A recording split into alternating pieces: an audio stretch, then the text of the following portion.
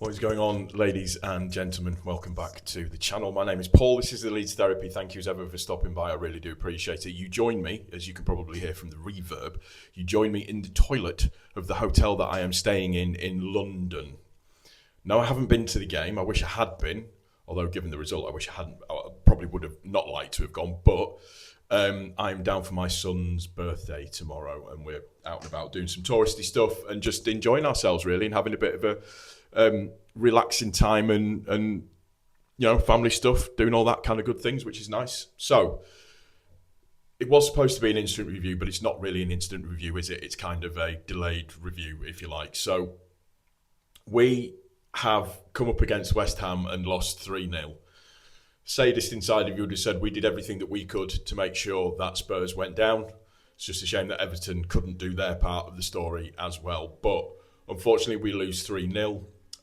We are cemented in 14th position for this season. Really, really good season overall. I know a lot of people don't like it, but I am going to say it. Fair play to Sunderland.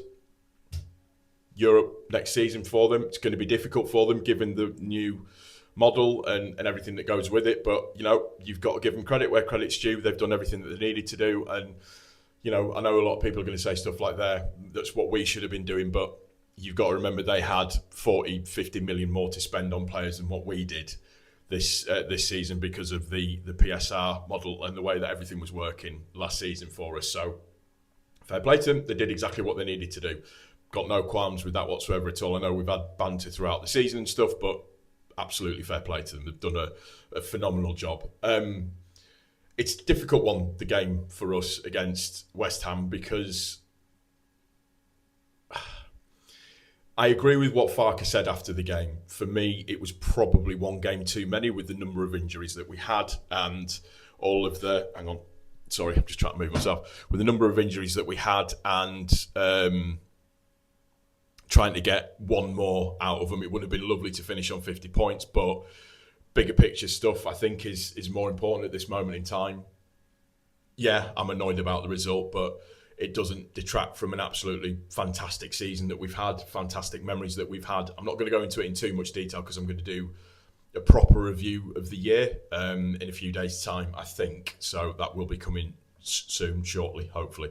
But it frightens me to death when Farke decides to go to a back four, because we aren't cut out to do a back four. We aren't cut out with the players that we've got to do a back four. I don't know whether or not his hand was forced because of the injuries or whatever. But when you look at the marks that out of 10 the players have got, not good by pretty much all of them today. Everybody had a day off, and it is what it is. You've just got to take it with a pinch of salt. We've had the run that we've had since the international break has been phenomenal. This is disappointing. It would have been nice to put the cherry on the cake and, like I said, get the 50 points, but it was just one game too many. Substitutions were too late. I think, like I said, with the four at the back, it doesn't work in our style of play. It's not how we play and how we kind of do our thing. It's not what's made us successful this season. But again, I think his hand was forced in terms of what he needed to do. There was individual errors today as well that didn't help with the goals. Rodon completely ball watching for the first goal. It's been a long, tough, hard season. A really, really long, tough, hard season. And it just is what it is. I'm very non-plus about it. I'm very non-committal about being absolutely pissed off about it. Yeah, I'm annoyed because we lost. I went into a foul mood when we went one goal down. I was in an even more foul mood when it went to 2-0 down. And at 3-0 down, you're just taking the mick. Like I said, I couldn't understand the substitutions today, but it's hard for me to reflect on it and be overly annoyed about it because it is the final game of the season. Interestingly, Farke has said that he has had conversations with Parag already, and it looks like they're aligned for the future, looking at keeping the best players, retaining the best players. There are going to be players that are going to be moving on. That's 100% a given. There's no two ways about that. There are players that are on the way out the door. We need them to help with the funding side of things. Like I said, I'll get into it in another video. But when you look at it in terms of the new SCR model, based off of the revenue. We're probably going to make revenue minimum, I think, about 260 million. So there's going to be stuff on top of that, and you can run at 70% of that. So if we do 260 million, and that is the projected revenue for the 25-26 season, potentially that gives us a potential outlay of 180 million. We know that there's other ways that we need to get that money as well. There's the selling of players, that there's potentially 100 million already in the coffers for all of that kind of stuff. But I think as well what today shows is that we need to raise the ceiling of our squad. 100% it needs to be raised.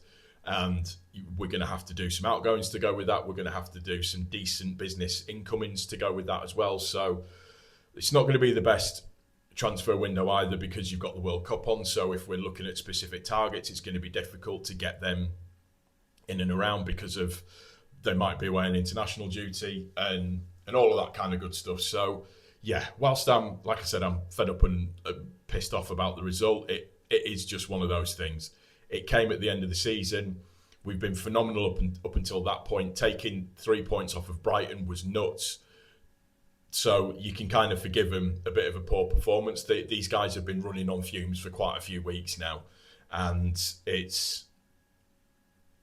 I'm glad it's over. I'm tired. I'm very, very tired. The support on my channel has been phenomenal. People that have watched, people that have subscribed. We've gone over 7,000 subscribers, which is just nuts to me that many people have subscribed to my little YouTube channel, that people engage, that I now know regulars on my channel as well that comment all the time, which is absolutely lovely. And you guys have really been a fantastic part of this journey for me, and particularly the first season back in the Premier League. Obviously, with the bad result, the negative ninnies came out on X and said what they wanted to say about certain things, and X, Y, and Z, usual stuff. I'm not even asked about that.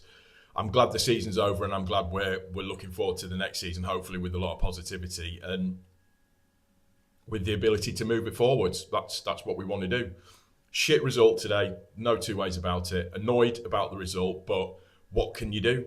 Individually, collectively, we were all poor. Naive in the first half. Gave the ball away too many times. Naive on the goals. It's that one game in isolation. It's the last game of the season. We're safe. We're ready to go again next year. That's the only way that I can look at it. Pissed off, but it is what it is. It's going to do it for this one. I do hope you've enjoyed it. If you have, please don't forget to click the like button. If you're new to the channel, please also don't forget to subscribe. Make sure your notifications are turned on. Make sure that you are commenting. All of the good stuff that goes with it as well. Like I said, that's going to do it for this one, guys. Thank you so much for the support. I'll see you on the next one. Take it easy. Take care. Cheers.